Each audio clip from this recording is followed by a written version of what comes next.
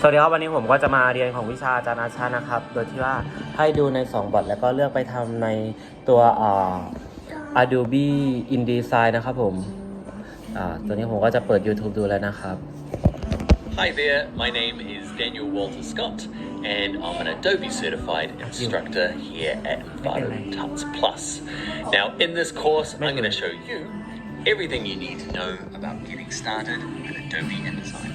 Now this course is aimed at people completely new to InDesign. There is no need to have any previous experience in the software or graphic design or desktop publishing. We're going to start right at the beginning and work our way through step by step. Together, during this course, we're going to make a 4-page brochure learning the tools and techniques necessary to design it and get it ready for print. We'll work with color, we'll pick your own and use corporate colors as well. You'll learn how to choose and use fonts like a professional. Even working on longer text documents. You'll learn how to find, resize and crop images ready for your professional work. You'll learn how to open other people's InDesign files, fix the fonts, fix the images so that you can start making adjustments in Adobe InDesign.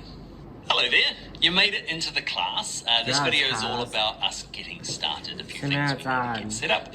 We'll download the exercise files, I'll show you how to share your files, and I'll show you how to get your set up so that your copy of InDesign looks like mine.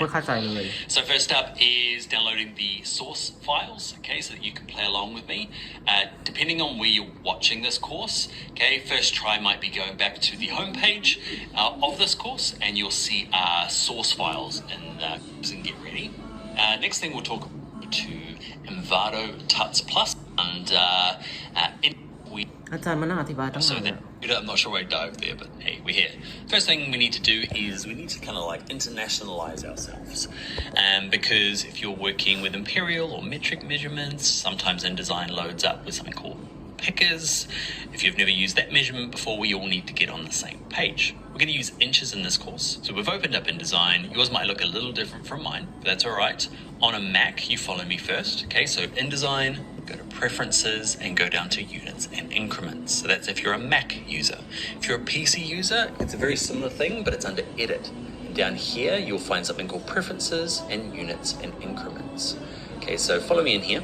Now I live in Europe, so I end up doing lots of things with millimeters, okay, but we're going to do this one in inches just because that's where most of the Tuts Plus crowd are from, inches, and go to the need to use. I have one document that is new mine. Okay, to do it, you put that set essentially on. We'd click on this reset. You'll be able to follow along with this course. The trouble is going to be is you don't have this properties panel. Your version of Essentials will have the properties panel along the top.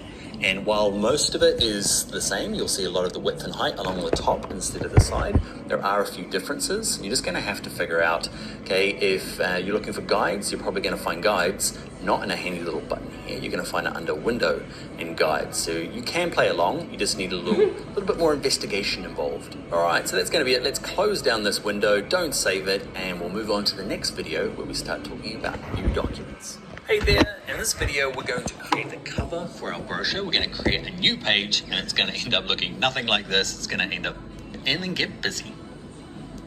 Well, you see what is that one is okay, and we've got printing, like where without printing this, they print all the pages separately, they perfect bind them, okay, which means just gluing them along this edge. Okay, and what you'll see is all these pages, can you see how flat it is here? You might not be on the video, but we know magazines are nice and flat, okay? That's not how they come. They actually get trimmed down to that size.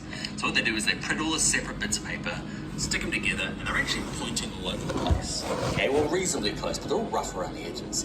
To get them pretty, they slice off the edges. That's why we need bleed, because you need a little bit of image to get sliced off and go into the bin. So there needs to be an overlap. Because if you had it right at the edges, this page might move, and it might leave some white around the outside. So you just make sure there's a little bit of like wiggle room for the guillotine to be cutting off. I'll show you another example. So say this coffee card or my business card, you can, okay, and some. Notice that I can bring the, and here we are. And if you can't, if yours is maybe zoomed in like this, go to view, let's click on this one here. It says fit, spread, and window. The red line around there, also how to make